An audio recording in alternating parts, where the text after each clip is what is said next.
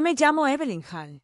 Tengo 44 años. Soy mayor retirada del ejército de los Estados Unidos y, durante casi 2 décadas, serví a mi país en continentes que la mayoría de los estadounidenses no podrían ubicar en un mapa. Lideré pelotones bajo fuego enemigo, firmé cartas de condolencia en plena noche y viví cosas que no nombraré, no por miedo, sino porque algunas verdades no pertenecen más allá del campo de batalla. Pero nada de eso importó el día que me senté en un tribunal de California y vi a mi hermano mayor ponerse de pie, señalarme con el dedo y declarar para que todo el mundo lo oyera: ella no es una verdadera veterana. La sala se sumió en un silencio atónito. Por un instante, nadie se movió. El juez parpadeó. Mi madre bajó la vista hacia su regazo. Jared, mi hermano menor, se removió en su asiento, pero no dijo nada. Y yo no me inmuté, no porque no doliera. Sí, más profundo que cualquier bala. Sino porque había venido preparado. Sin decir palabra, metí la mano en el estuche de cuero que tenía a mi lado y saqué una carpeta color canela. Mis tacones resonaron suavemente al caminar por el suelo pulido hacia el estrado. Dejé la carpeta con serena firmeza frente al juez. Lo abrió. Una página, luego otra. Vi cómo palidecía, apretaba la mandíbula y endurecía la mirada. «¡Que nadie se mueva!», dijo en voz baja pero cortante. «Cierren las puertas ya». Un escalofrío recorrió la galería. Antes de que nadie pudiera procesar lo que estaba sucediendo, 2 agentes de la policía militar entraron en la sala por las puertas laterales, con sus uniformes impecables y expresiones indescifrables. Uno se movió hacia atrás. El otro se acercó al estrado mientras el juez entregaba el expediente. Detrás de mí, Malcolm, mi hermano, hizo un ruido como si quisiera ponerse de pie para discutir, para deshacer el momento. Pero la habitación ya había cambiado. Su abogado dejó caer sus papeles. Mi madre estaba pálida. Jared tenía los ojos muy abiertos. Y yo, me quedé quieto porque ya no estaba allí para discutir. Estaba allí para acabar con las mentiras. Antes de escuchar la historia completa de ese momento, si alguna vez te han abandonado, te han herido tus familiares y aún así te han obligado a sonreír, deja un comentario. No lo digo para quejarme, sino porque quizás en algún momento sentiste lo que yo sentí. Ahora, déjame llevarte de nuevo al lugar donde todo realmente comenzó. La casa se alzaba al borde de un acantilado en Mendocino. Su estructura estaba desgastada por décadas de viento salado y tormentas del Pacífico. No era grandiosa. Solo 3 habitaciones, contraventanas azules desconchadas y un porche que crujía como si guardara viejos secretos. Pero era mía. Mi padre me lo dejó en su testamento. Y por primera vez en años, tenía un lugar que sentía que me pertenecía, aunque nadie más pensara que lo merecía. Cuando el abogado leyó el documento por primera vez, ya podía verlo en la mandíbula de Malcolm. La tensión, el apretón que siempre le apretaba antes de decidir que algo no era justo. Mi madre ni siquiera me miró. Y Jared simplemente miraba al suelo como siempre hacía cuando la situación se ponía incómoda. El testamento no fue complicado. Mi padre dividió su modesto patrimonio en 3 partes. Malcolm recibió el control de las acciones de Allen Sons Hospitality, el negocio familiar que había dirigido durante más de una década. Jared recibió un fideicomiso, de esos que se le dan a alguien que no quiere pelear por nada. Yo recibí la casa. Eso fue todo. Y durante unas semanas, casi parecía que la paz era posible. Trabajaba en reparaciones durante el día, pintaba las barandillas del porche, quitaba la maleza rebelde del jardín. Por la noche, me sentaba envuelta en una colcha vieja junto a la chimenea, escuchando el viento golpear el cristal como siempre lo hacía de niña. Pensé que tal vez esta vez me dejarían en paz. Pero la paz no dura mucho en una familia que funciona bajo el control. Él sobrellegó a principios de mayo, grueso y con el peso de la ley, con la suficiente veneno como para helar el aire. Malcolm y mi madre habían presentado una impugnación formal del testamento. Afirmaban que yo había manipulado a nuestro padre, falsificado partes de mi historial militar e influido indebidamente en la herencia. Fue escrito con precisión clínica, cada frase era otra forma de llamarme un fraude. Lo leí 3 veces, sentada en la mesa de la cocina donde mi padre solía planificar sus viajes por carretera. Mi nombre, Evelyn. Granizo apareció una y otra vez, no como hija ni como soldado, sino como mentirosa. No solo impugnaban la herencia. Estaban borrando quién había sido durante 20 años. No hubo llamada telefónica ni reunión familiar, solo una citación y una fecha límite, 30 días para responder. Llamé a Jared una vez. No contestó. No volví a intentarlo. Así que hice lo que el ejército me enseñó a hacer cuando el suelo empieza a tambalearse bajo los pies. Reuní mi equipo. Ni armas ni armaduras, documentos, fotos, evaluaciones de servicio, listas de despliegue, cartas del campo de batalla, prueba de una vida en uniforme. Y empecé a prepararme para un nuevo tipo de guerra. La que no proviene de enemigos al otro lado de la frontera, sino de quienes alguna vez compartieron tu apellido. La guerra que se libra en solitario.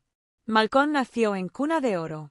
Desde niños, estaba claro que lo estaban preparando para heredar todo, el negocio de nuestro padre, su confianza, su orgullo. Era agudo, pulcro, siempre sabía cuándo sonreír y cuándo pedir más. La gente lo adoraba. Mi madre lo veneraba. Yo fui quien hizo tantas preguntas. No sabían qué hacer conmigo. No me importaban las estrategias de marca ni las proyecciones a 5 años. Mientras Malcolm se sentaba en las salas de juntas con nuestro padre aprendiendo a leer estados financieros, yo estaba en el patio con Jared, improvisando tiendas de campaña y dibujando mapamundis con tiza. Y ya entonces sabía que era un extraño en mi propia casa. No es que los odiara, es que nunca pertenezco. Mi madre, Caroline, era pura elegancia y expectativas. Cada movimiento ensayado, cada palabra filtrada para su imagen. Creía que la lealtad a la familia significaba obediencia. Pero yo no encajaba en ese molde. No quería llevar perlas ni aprender sobre gestión hotelera. Quería servir. Quería ser importante. Cuando me alisté a los 18, la discusión podría haber hecho añicos el cristal. Mi madre lloró como si me hubiera muerto. Malcolm rió. Jared evitó mi mirada y desapareció tras la puerta de su habitación. Mi padre se quedó en un rincón, silencioso, indescifrable. Y cuando salí esa noche, con mi bolso al hombro, nadie me siguió. Pasaron los años. El combate te transforma. El mando te hace humilde. La derrota consume lo innecesario. Regresé con cicatrices. Algunas las pude mostrar, otras no. No volví para ganarme el aplauso. Volví para formar parte de algo simple, mi familia. Pensé que tal vez, solo tal vez, me mirarían de manera diferente, que verían el peso que llevaba y lo respetarían. Pero el silencio en la cena me dijo lo contrario. Malcolm cambiaba de tema cada vez que se mencionaba mi servicio. Mi madre miraba por las ventanas como si no soportara oír dónde había estado. Jared permaneció en silencio, bebiendo vino, encogiéndose aún más en su sombra. Nadie me preguntó qué había visto, a qué había sobrevivido. Me convertí en ruido de fondo en mi propia bienvenida. Así que, cuando llegó la demanda, no fue solo una traición. Fue una confirmación. No me habían malinterpretado. Nunca me habían aceptado. Lo que más me impactó no fue su avaricia, sino su crueldad, su disposición a despojarlos de 2 décadas de servicio y sacrificio por una vieja casa y la memoria de un hombre al que solo fingían venerar. Esa noche, me senté afuera, en el porche, con las botas apoyadas contra las tablas del suelo que mi padre una vez reparó a mano. El viento venía del mar, más frío de lo que recordaba. No lloré. No los maldije. Tomé una decisión. Querían pelea. La tendrían, pero no en sus términos, sino en los míos. La guerra te enseña que la emoción es un lujo. La rabia, el dolor, el miedo, nada ayuda cuando las balas empiezan a volar. Lo que te salva es la preparación, el control, la disciplina de seguir respirando cuando todo lo demás quiere apagarse. Entonces hice lo que siempre hacía cuando el mundo se volvía hostil, me puse a trabajar. Contacté al Departamento de Defensa y solicité mi historial de servicio completo. Pedí favores a antiguos comandantes y jefes de unidad.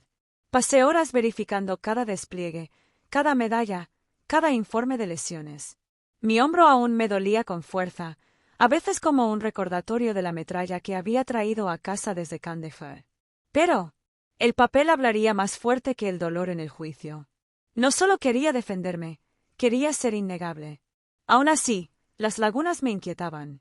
Algunos archivos habían sido manipulados, inconsistencias digitales, entradas con fechas incorrectas, lo suficiente como para plantear dudas, pero no lo suficiente como para confirmar de plano la existencia de un delito.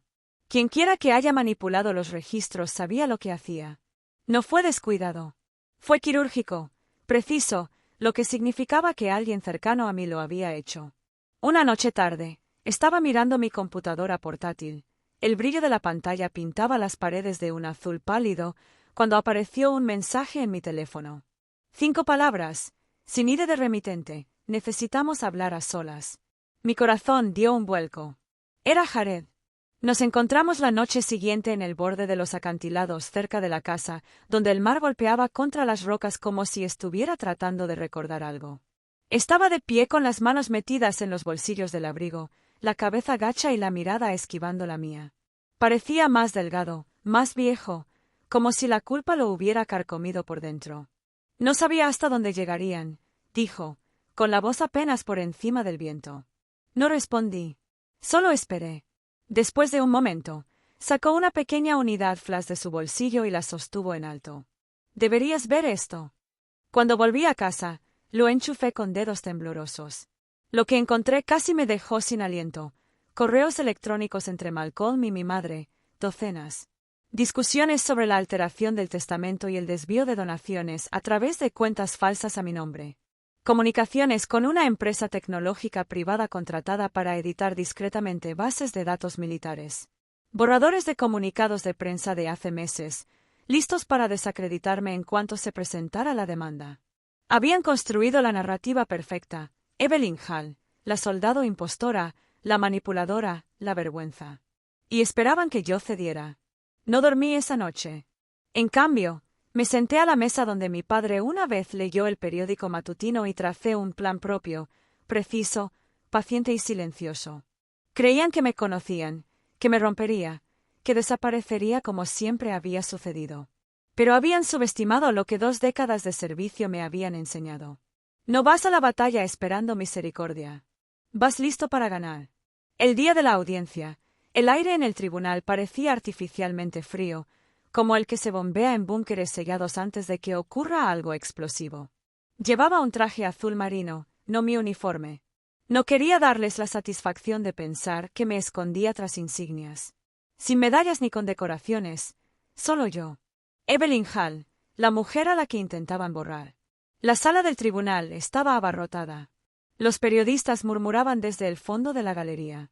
Malcolm estaba sentado a la mesa del demandante, perfectamente arreglado, con los labios torcidos en esa media sonrisa satisfecha que había perfeccionado en la escuela de negocios.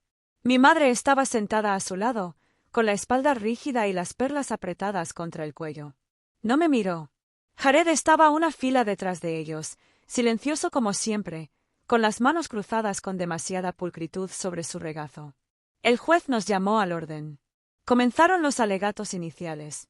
El abogado de Malcolm habló como si estuviera leyendo un guión. Hermano mayor preocupado, madre preocupada, preguntas sobre inconsistencias en mi historial, comportamiento extraño, manipulación de un padre moribundo. Lo habían ensayado todo, incluso la inflexión de sus voces. No fue solo un ataque. Fue una actuación. Y se suponía que yo era el villano. Cuando Malcolm se puso de pie, declaró ante el tribunal que yo había abandonado a la familia y que solo reaparecía cuando había bienes de por medio. Que había usado mi servicio militar, si es que hubo algo real en él, como palanca para ganarme la compasión de nuestro padre. Y entonces, como si escupiera veneno a través de una corbata de seda, miró a la jueza y dijo: «Ella no es una verdadera veterana». Nadie se quedó sin aliento, pero el silencio que siguió fue más fuerte que cualquier grito. Mantuve la mirada al frente. No parpadeé. Mi abogada se levantó tranquilamente, imperturbable. Examinó mi historial de servicio ante el tribunal, verificado, notariado y firmado por oficiales superiores. Presentó fotos, citaciones oficiales y cartas de mis superiores. No alzó la voz ni una sola vez. Y entonces llegó mi turno. No hablé. En cambio, metí la mano en mi maletín y saqué la carpeta marrón que Jared me había dado, la que contenía la verdad, tan afilada como para desmentir cualquier mentira. Lo acerqué y lo puse frente al juez. Sin palabras, sin explicaciones, solo una mirada. El juez abrió la carpeta y leyó la primera página. Frunció el ceño. Pasó otra página. Se le tensó el hombro. —¡Que nadie se mueva! —dijo con brusquedad. —Cierren las puertas ya. Antes de que nadie pudiera reaccionar, la puerta de la sala se cerró de golpe. 2 agentes de la policía militar entraron, tranquilos, concentrados, entrenados. El rostro de Malcolm palideció. A su abogado se le cayó un bolígrafo. Mi madre se aferró al borde de la silla como si fuera lo único que la mantenía erguida. ¿Y Jared? Jared no se movió en absoluto, pero sus ojos se encontraron con los míos por primera vez. La policía militar se movió como nunca antes, con agilidad, eficiencia y serenidad. Un agente se colocó junto a la puerta. El otro se acercó al estrado y recibió instrucciones del juez en silencio. Un segundo alguacil cerró la sala tras ellos. Nadie salía. El juez no habló de inmediato. Simplemente siguió leyendo. Y página a página, la narrativa que habían pasado meses elaborando se desenredó frente a ellos. Los registros financieros fueron lo primero, donaciones a organizaciones benéficas para veteranos que nunca pasaron de cuentas fantasma registradas a nombre de Malcolm y mi madre. Cientos de miles redirigidos a mi nombre. Donaciones vinculadas a causas que ni siquiera sabía que existían. Su fraude me dejó en evidencia. Luego llegaron los correos electrónicos. Largos hilos entre ambos planeando cada paso, calculando el tiempo para la difamación mediática, creando una historia que me presentaría como inestable, oportunista y poco fiable. Habían ensayado mi caída como si fuera una adquisición empresarial. Y finalmente, las enmiendas falsificadas al testamento, redactadas semanas antes de la muerte de nuestro padre, firmadas no por su abogado de toda la vida, sino por alguien a sueldo de Malcolm. La letra no coincidía. La tinta no había envejecido. Las pruebas eran contundentes, y peor aún, fueron deliberadas. El juez finalmente levantó la vista, su voz ya no era tranquila. Este tribunal posee pruebas que sugieren la comisión de delitos federales, como fraude, falsificación y obstrucción al servicio militar y administración de patrimonio. El caso civil queda suspendido de inmediato, en espera de la investigación penal. No me giré para mirar a Malcolm. No hacía falta. Sentía cómo se deshacía detrás de mí. Mi madre permaneció sentada, con la expresión fracturada, la boca entreabierta pero vacía de palabras. Jared permaneció sentado en la galería, con las manos cruzadas de la misma manera que habían estado toda la mañana, pero sus hombros se habían calmado. Había hecho lo más difícil de todo, había elegido la verdad. Cuando el juez entregó la carpeta a los oficiales, el peso de todo lo que había llevado durante años finalmente abandonó mi cuerpo, no como un rugido, no como un triunfo, sino como silencio. Y en ese silencio, sentí algo que no había sentido en mucho tiempo. Paz. No porque había ganado, sino porque finalmente me habían visto.